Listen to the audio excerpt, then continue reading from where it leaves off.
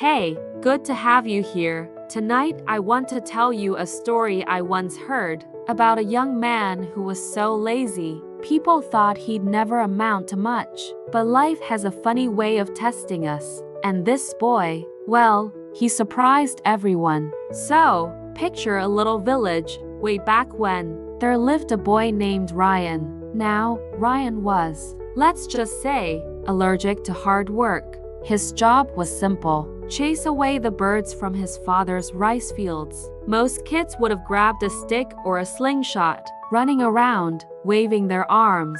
Not Ryan. He strung up a bunch of ropes between wooden poles, so all he had to do was tug now and then. The birds scattered, and he got to lay back in the shade. Smart? Yeah. Lazy? Definitely. His dad worried sometimes. What happens if I get too sick to farm? How will Ryan ever manage? But the kid always found a shortcut, and the work somehow got done. So his father never pressed too hard. Then came a long, cruel summer. His father fell ill. The fields started drying up, and Ryan was on his own. For the first time, his tricks weren't enough. The rice plants drooped, the land cracked, and Ryan sat out under the stars one night. Feeling useless, he muttered to himself, "Why didn't I ever try harder?" The next morning, fate threw him a bone. A soldier marched into town and announced a grand contest at the king's palace. The winner would take home a chest of gold. Ryan thought, "Gold? That could save us." Without hesitation, he signed up. The villagers laughed. "Ryan?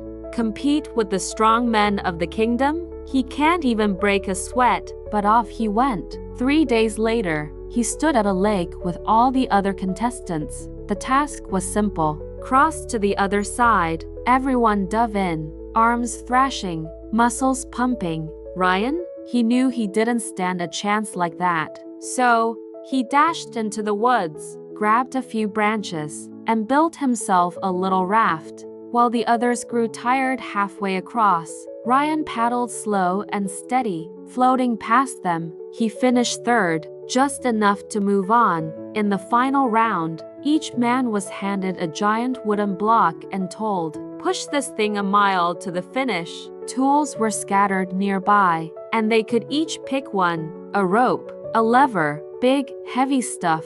Ryan just stared, and then he picked a knife. Everyone thought he'd lost his mind, but instead of pushing, he knelt down and started carving. He shaped the block into a ball, and when it was round enough, he rolled it past the sweating, straining competitors. Ryan's ball spun ahead. He crossed the line first.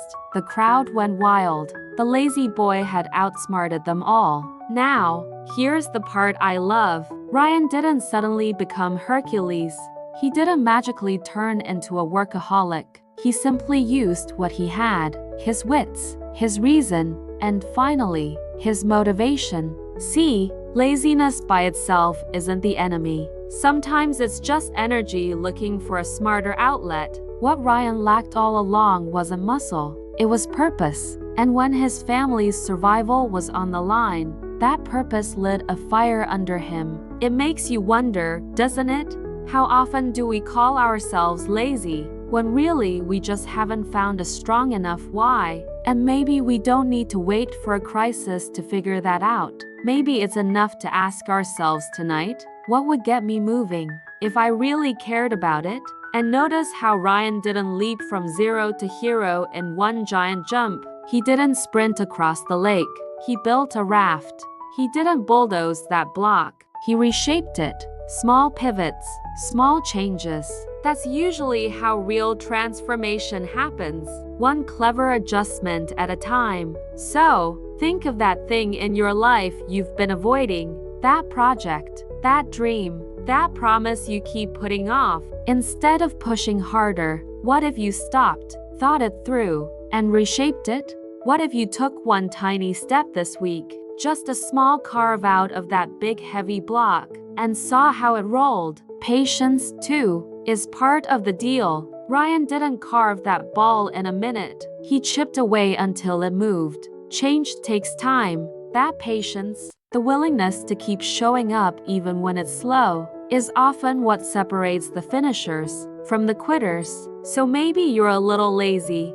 Maybe you've been waiting for the right reason. That's okay. Just remember, smart work, a meaningful why, and a few small shifts can outpace brute force any day. And as you sit here listening, maybe jot down where you've been stuck.